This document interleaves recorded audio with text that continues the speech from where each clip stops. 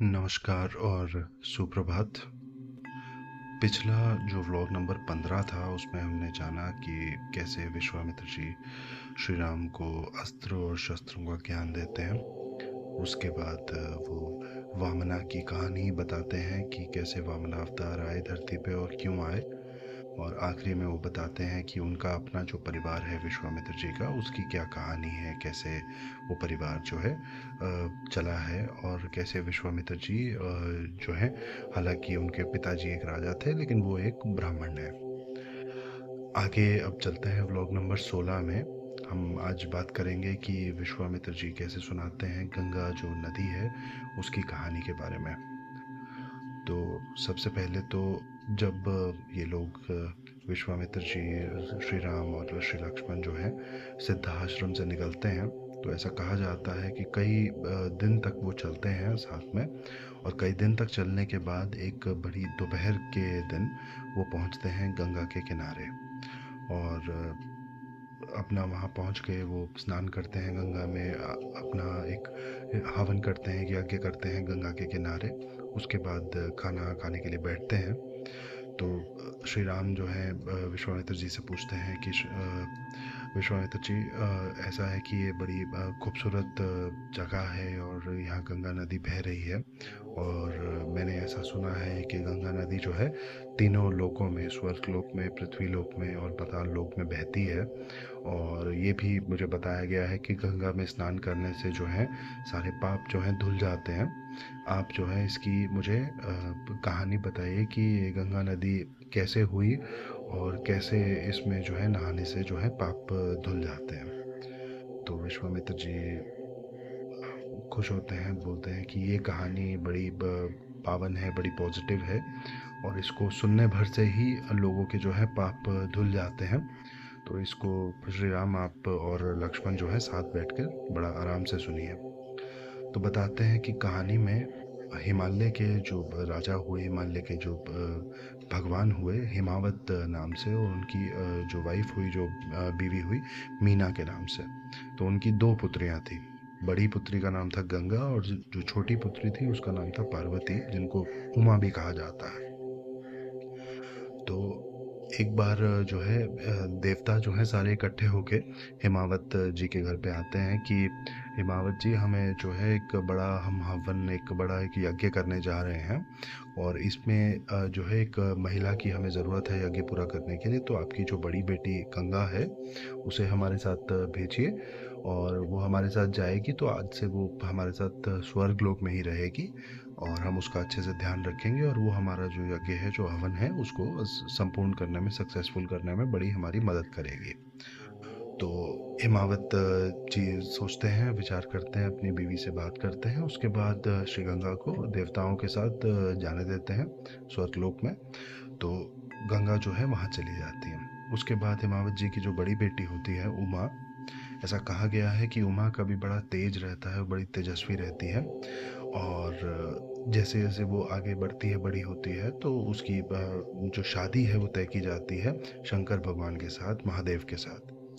तो जब उनकी शादी हो जाती है और वो दोनों वापस चले जाते हैं कैलाश पर्वत पे, शंकर भगवान और देवी पार्वती, तो बताया गया है कि सारे देव जो हैं बड़े परेशान हो जाते हैं, बड़े उदास हो जाते हैं और एक दिन ब्रह्मा जी के पास जाते हैं कि हे ब्रह्मा जी, शिव जी जो हैं हमारे देवों के देव हैं, महादेव हैं, और उनका जो तेज है, उनका जो रुद्र है, उनका जो गुस्सा है, उनकी जो शक्ति है वो इतनी ज़्यादा है कि कोई संसार में उससे मेल कर नहीं सकता। और देवी जो पार्वती हैं उनका भी जो तेज है, जो एनर्जी है, बहुत ज़्यादा है, उनसे भी कोई मैच जो है, मेल जो है कर नहीं सकता।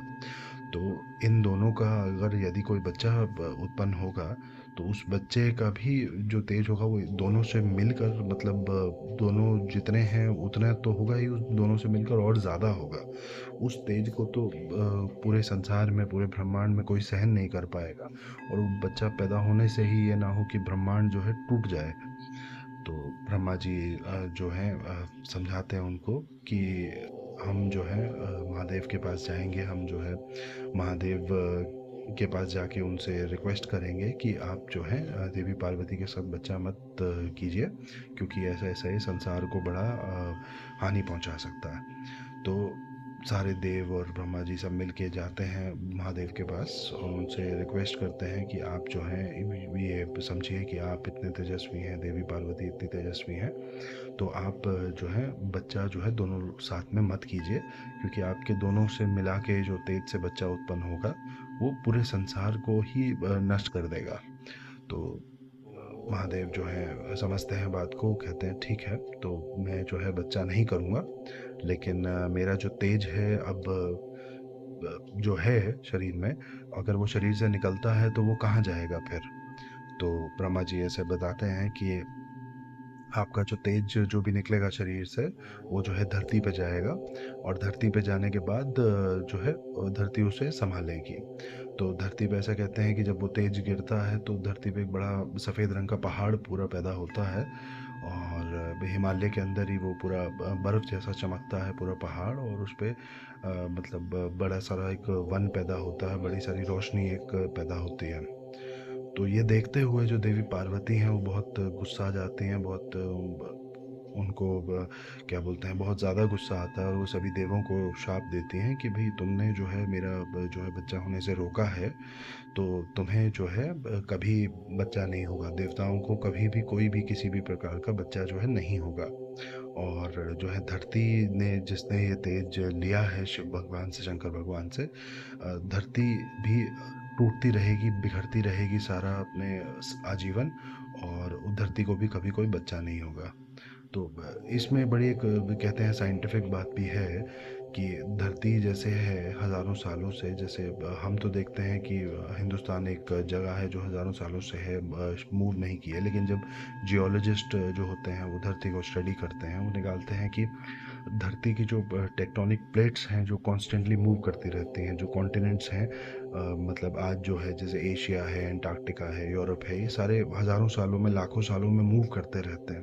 तो ऐसा क्या कहा गया है कि ये टेक्टोनिक प्लेट्स को समझाने के लिए जो हिंदू धर्म में जो बताया गया है वो इस शाप के माध्यम से बताया गया है कि धरती जो है हमेशा हिलती रहती है, कभी कांस्टेंट नहीं रहती। तो ये सब एपिसोड होने के बाद, देखने के बाद, शंकर भगवान जो है, शिव भगवान जो है बड़े परेशान होते हैं, और वो देवी पार्वती जी के साथ वापस कैलाश पे चले जाते हैं, और देवता जो हैं अकेले रह जाते हैं। तो देवता वापस ब्रह्मा जी के पास जाते हैं और कहते हैं कि हमारे जो महादेव हैं वो तो कैलाश पर्वत पे चले गए, और वो बड़े परेशान होकर चले गए, तो हमारा जो है संसार को कौन चलाएगा, असुरों से हमारी रक्षा कौन करेगा, और जो इतनी सारी चीज़ें हैं संसार में जो देवता करते हैं ये कौन करेगा, और हमारा तो बच्चा भी कोई, देवी पार्वती ने बोला है, नहीं हो पाएगा, तो कैसे आगे चलेंगे देवता।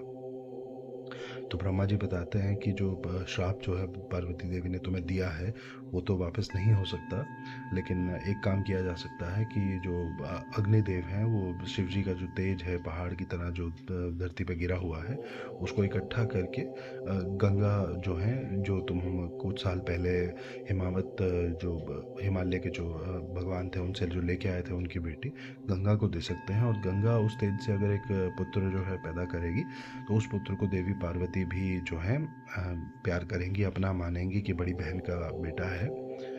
तो ऐसा कहा जाता है कि ये सब बात होने के बाद अग्निदेव जो है वो तेज को इकट्ठा करते हैं, देवी पार्वती को देते हैं, और देवी पार्वती जो है देवी गंगा को देते हैं, सॉरी, और देवी गंगा जो है उससे एक पुत्र बनाती हैं अपने शरीर के अंदर। और ऐसा कहा है कि वो पुत्र इतना तेजस्वी होता है कि कुछ ही दिनों में देवी गंगा जो है वापस अग्निदेव के पास आती हैं, सभी देवों के पास आती हैं कि ये पुत्र का तेज इतना ज़्यादा है कि ये मेरे भी पूरे शरीर को जला दे रहा है, तो बताइए कि मैं क्या करूं, ये तो मुझे मतलब मेरे हाथों को, पैरों को, पूरे सिर को, बालों तक को जो है जला दे रहा है, और मैं अंदर से ही जल रही हूं, तो आप बताइए कि मैं क्या करूं। तो अग्निदेव जो है उनको बोलते हैं कि ये जो पुत्र है इसके समय से पहले ही आप इसको पैदा होने दीजिए, और ये बड़ा तेजस्वी जो है पुत्र है, और इसको जो है आप कैलाश पर्वत के जो है किनारे पे वहाँ पे छोड़ दीजिए। तो ऐसा कहा गया है कि ये जो पुत्र पैदा होता है उनका नाम रखा गया है कार्तिकेय, 6 सिर वाले हैं, और बड़े जो हैं शिव जी के बड़ा पुत्र उन्हें माना जाता है। तो कहते हैं कि बड़े तेजस्वी पुत्र हुए और तीनों लोकों में उनका बड़ा नाम हुआ और बड़ी उन्होंने चीज़ें की। और देवता जो इंद्र देव हैं वो अपनी कृतिकाएँ जो हैं उनको भेजते हैं बच्चे का ध्यान रखने के लिए। और क्योंकि समय से पहले पैदा हुआ है तो इसको सखंडा का नाम दिया जाता है, कि ये जो बच्चा है ये आगे जाएगा, बहुत बड़े बड़े काम करेगा। और जैसे बच्चा बड़ा होता है तो देखा भी गया उसमें कहानी में, वो आगे भी बताते हैं विश्वामित्र जी कि ये देवताओं का जो है सबसे बड़ा जो है बचाने वाला रक्षक जो है बनता है, और देवताओं की सारी लड़ाइयों में उनका जो है सेनापति बनता है। और जितने भी समस्याएं आती हैं उन सबको ये जो है उन सब समस्याओं को देवताओं की दूर करता है।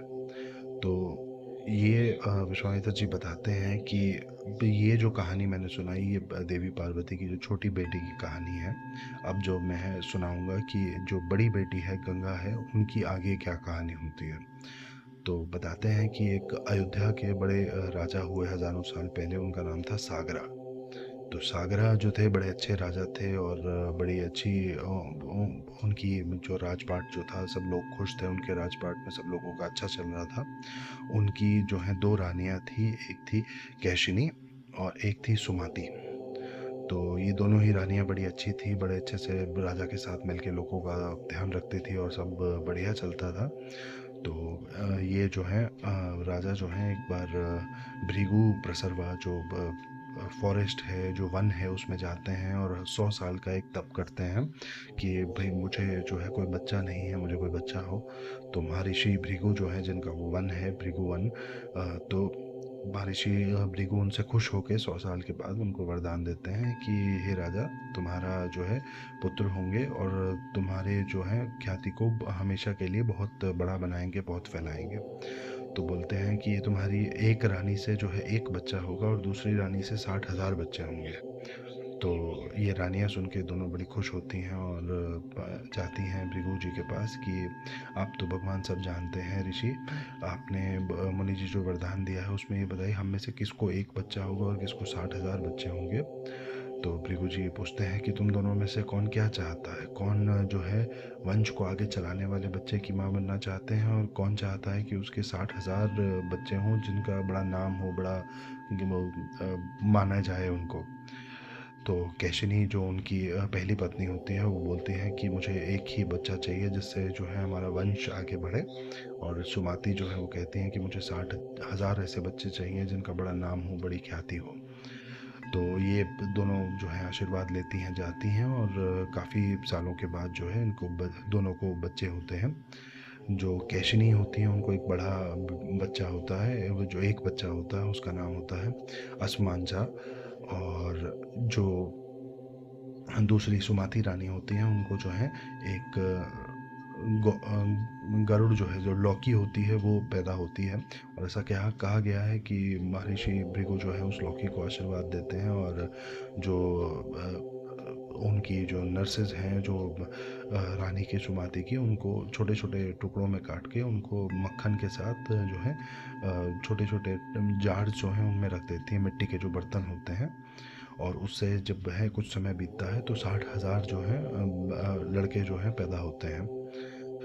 तो जो जो राजा सागरा के जो बड़े बेटे रहते हैं अश्वमांजा, उन वो बड़े खराब रहते हैं, बड़े दुष्ट रहते हैं। ऐसा बताया गया है कि हालांकि वो एक ही बच्चा पैदा होता है जो बड़ी रानी है उनके कैशिनी के, बट अश्वमांसा जो आता है वो बड़ा बहुत ही खराब बच्चा, मतलब राजा बनता है और छोटे बच्चों को जैसे पानी में फेंक देता है।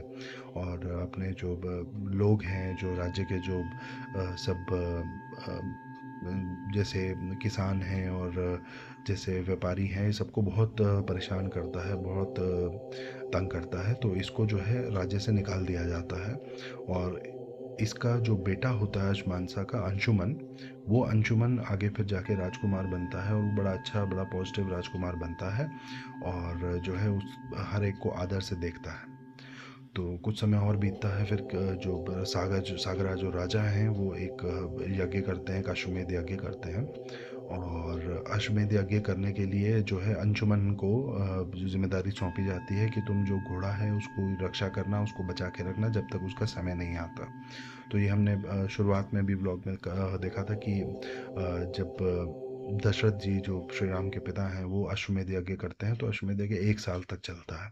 तो ये 1 साल तक जब सागरा राजा अपना अश्वमेध यज्ञ कर रहे हैं तो बीच में एक दानव जो है आके उस घोड़े को चुरा लेता है। तो चुरा लेता है तो राजा जो है बड़े परेशान होते हैं और ऐसा कहा गया है कि राजा अपने बच्चों को बताते हैं कि मैं तो देखो अभी अश्वमेध यज्ञ में यहाँ बैठा हूँ, मैं तो उठ नहीं सकता। और अंजुमन जो है हालांकि घोड़े की भी रखवाली इसको करनी थी लेकिन ये अभी यज्ञ की रखवाली कर रहा है मेरे साथ, ताकि कोई और विघ्न जो है समस्या ना आए। तो उनके जो 60,000 बच्चे होते हैं उनको राजा कहते हैं कि तुम जाओ और जो है घोड़े को ढूंढो और कहीं से भी उसको जो है ढूंढ के लेके आओ। तो 60,000 जो बच्चे हैं जो राजा के वो जाते हैं और हर जगह मतलब ऐसा कहा गया है कि बड़ी तबाही मचाते हैं, उस धरती को खोद देते हैं और जो है लोगों को मार देते हैं, दानवों को मार देते हैं, नागों को मार देते हैं। ये भी नहीं देखते कि कोई अच्छा है या बुरा है, सभी को बोलते हैं कि तुमने जो है हम घोड़ा जो है यज्ञ वाला वो चुराया है, तुम चोर हो। और ये कहते कहते वो सबको मारते चले जाते हैं। तो देवता जो हैं वो ये देखते हैं, बड़े परेशान होते हैं और ब्रह्मा जी के पास जाते हैं कि ये तो जो राजा हैं, जो 60,000 जो उनके बच्चे हैं, इन ये तो सबको मारते ही जा रहे हैं जलते चलते। तो ऐसे तो ये पूरी धरती को भी नष्ट कर देंगे, खोदते जाएंगे धरती को भी। तो क्या करना है? तो ब्रह्मा जी जो हैं बताते हैं कि देखिए ऐसा है कि ये जो बच्चे हैं जो धरती को खोदते चले जा रहे हैं, इनको इनके जो पाप है इनका दंड तो ज़रूर मिलेगा।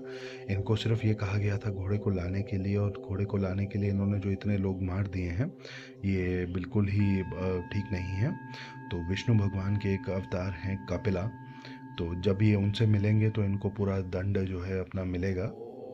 तो ऐसा कहा गया है कि ये बच्चे जो हैं खोदते खोदते धरती को एकदम धरती के अंदर तक पहुंचते हैं। वहाँ इनको 4 जो हैं हाथी मिलते हैं और हाथियों को ये प्रणाम करते हैं, आशीर्वाद लेते हैं। फिर ये और खोदते चले जाते हैं और फिर हाथियों को भी पार करके इनको जो है एक मैदान मिलता है। वहाँ पे जो है कपिला जो है साधु जो हैं वो अपना मेडिटेट कर रहे हैं, अपनी पूजा कर रहे हैं और उसके पास ही वो घोड़ा जो है घास चर रहा होता है। तो ये देखते ही एकदम 60,000 जो बच्चे हैं वो कहते हैं कि आपने जो है हमारा घोड़ा चुराया है। और कपिला जो साधु हैं, जो साधु रहते हैं, वो बोलते हैं मैं तो यहाँ से कभी निकला ही नहीं हूँ, तुमने मुझे चोर कहा है और मुझे ऐसा कहा है। तो वो ऐसा बोलते हैं कि इनको जो है हाँ, एक ओम करके शब्द बोलते हैं और उस शब्द से ही 60,000 जो राजा हैं, 60 राजा के जो पुत्र हैं, 60,000 के 60,000 एकदम नष्ट हो जाते हैं। वहीं उनको जो है कहते हैं कि बिल्कुल जो अस्थियां उनकी बन जाती हैं, आग लग जाती है उनको, 1 मिनट के अंदर ही 60,000 के 60,000 जो है ख़त्म हो जाते हैं। तो इस जो राजा सागरा हैं वो अश्वमेध यज्ञ में बैठे हैं और कई दिन बीत जाते हैं तो वो परेशान होते हैं। तो फिर वो बोलते हैं अपना जो पोता है अंशुमन कि तुम जाओ और देखो तुम्हारे 60,000 जो ये हैं अंकल हैं जो तुम्हारे, इनके साथ क्या हुआ और पता लगाओ और जो घोड़ा है उसको वापस लाओ। तो वो भी खोजते खोजते जाता है, ऐसे पूरी धरती पे खोजता है और वो जो 60,000 जो ये जो उनके पुत्र थे राजा के, उन्होंने जो रास्ता लिया था वही रास्ता लेते लेते वो जाता है और आखिरी में पहुंचता है जो ये हमारे कपिला जो साधु हैं इनके पास। तो वहाँ पे इसको बताया जाता है कि गरुण जो हैं, जो आधे इंसान हैं और आधे जो है पंछी हैं, उनकी कहानी भी आगे रामायण में है। तो बताते हैं कि गरुण उसको वहाँ मिलते हैं। वो बोलते हैं कि कपिला जो है साधु ने ऐसा ऐसा इनको श्राप दिया क्योंकि इन्होंने जो है बोला कि आपने मेरा घोड़ा चुराया है। तो बोले ये इनको अपने किए का जो है पाप मिला है, दंड मिला है। तुम जो है अब ये घोड़ा लेके वापस जाओ और ये जो तुम्हारे 60,000 जो रिश्तेदार हैं, जो तुम्हारे ये बड़े हैं, जो तुम्हारे चाचा हैं, इनके लिए तुम जो है इनको जब गंगा नदी के पानी से जब इनकी अस्थियां बहाई जाएंगी तो ये 60,000 जो तुम्हारे जो चाचा हैं इनको सबको जो है स्वर्ग मिलेगा और इनको इनकी आत्मा को जो है शांति मिलेगी। तो ऐसा बताते हैं कि अंशुमन जो हैं घोड़ा लेके वापस पहुंचते हैं और जो है अश्वमेध यज्ञ पूरा किया जाता है। फिर जो राजा सागरा हैं वो बड़े परेशान होते हैं कि ये तो क्या हो गया। और ऐसा कहा गया है कि जो राजा सागरा हैं वो कई हज़ार साल तक फिर तपस्या करते हैं, लेकिन अंत में वो मर जाते हैं और गंगा को जो है धरती पे नहीं ला पाते। फिर जो है उनके बेटे हुए दिलीपा।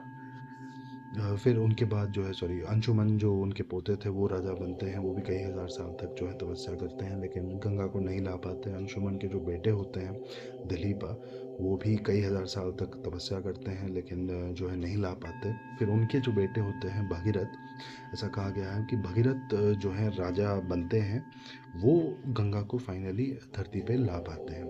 तो बोलते हैं कि भगीरथ जो है वो 1000 साल तक की तपस्या करते हैं और ब्रह्मा जी उनसे प्रसन्न होते हैं और ऐसा बोलते हैं कि भगीरथ मांगो, तुम क्या मांगना चाहते हो। तो बोलते हैं कि ये जो है मुझे गंगा नदी का पानी दीजिए, ताकि मेरे जो ये 60,000 जो पुराने जो वंशज हैं ये जो है इनको इनकी आत्मा को जो है शांति मिल सके।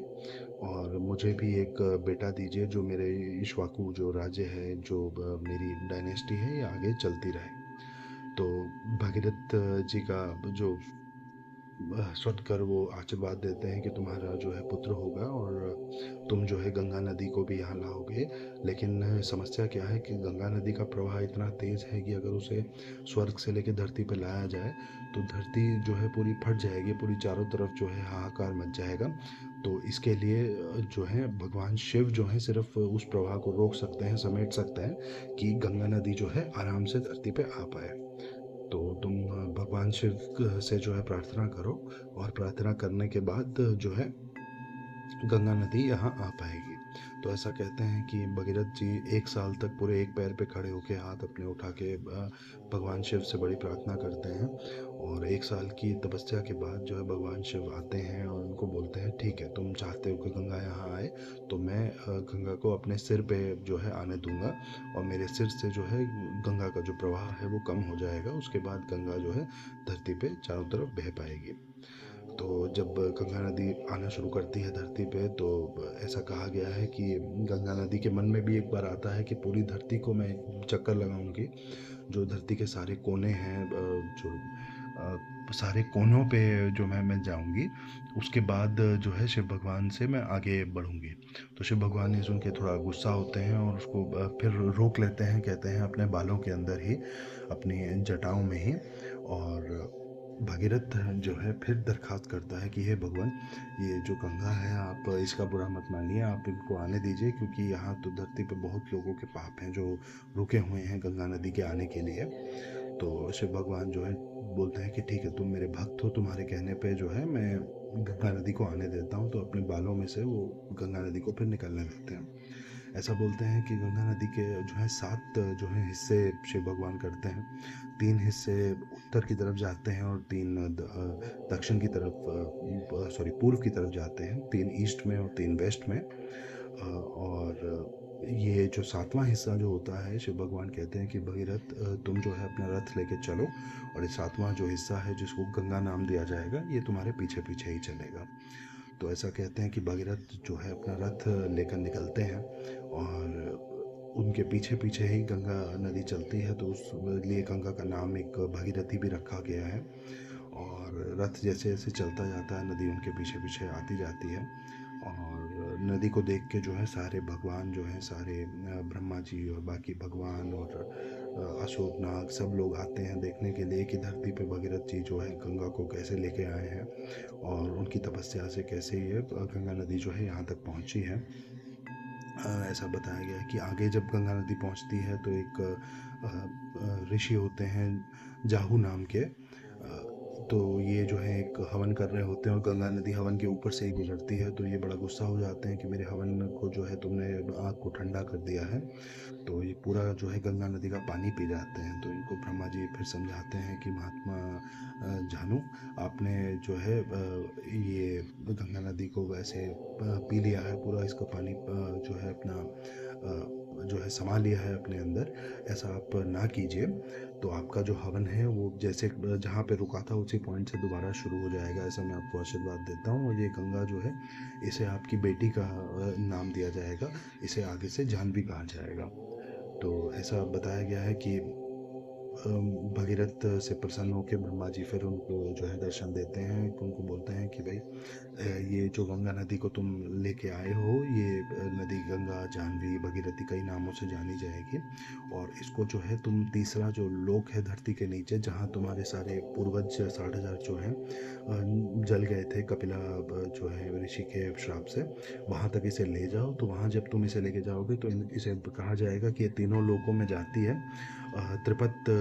त्रिपतगा इसे नदी को नाम दिया जाएगा, क्योंकि ये स्वर्ग लोक में भी जाएगी और धरती लोक में भी और पाताल लोक में भी। और वहाँ जाके फिर भगीरथ जो है राजा अपने जो है सब 60,000 जो वंशज हैं उनका करते हैं। और इस दौरान धरती पे जितने भी लोग रहते हैं, जितने जिनके पाप रहते हैं पुराने, वो सब गंगा नदी में नहाने के बाद जो है पाप धुल जाते हैं। और विश्वामित्र जी जो है अपना बताते हैं श्री राम को कि गंगा नदी बड़ी पावन है, और ये जिस तरीके से धरती पे आई है, जो इसकी कहानी है, ये कहानी सुनने मात्र से ही लोगों के जो पाप हैं वो सारे धुल जाते हैं। और गंगा नदी में नहाने वाले को, इसकी कहानी सुनने वाले को लंबी जो है जीवन का मिलता है। तो विश्वामित्र जी बताते हैं कि ये कहानी बड़ी अच्छी, श्री राम बताते हैं कि कहानी आपने गंगा की बड़ी अच्छी हमें सुनाई है। तो विश्वामित्र जी कहते हैं ये कहानी बहुत ही पावन है, और अब क्योंकि रात होने जा रही है तो तुम लोग सो जाओ, और कल जो है हम आगे बढ़ेंगे और मैं तुम्हें और भी कहानी जो है सुनाऊँ। तो आज का ये व्लॉग थोड़ा सा लंबा है गंगा की कहानी के ऊपर, इसके लिए मैं आशा करता हूँ कि आपको पसंद आया होगा। व्लॉग को मैं यहीं रोकता हूँ। आप जो है प्लीज़ लाइक करें, शेयर करें, सब्सक्राइब करें। और कोई आपका फीडबैक है, कोई कमेंट है तो ज़रूर प्लीज़ उसे कमेंट में दीजिए। धन्यवाद।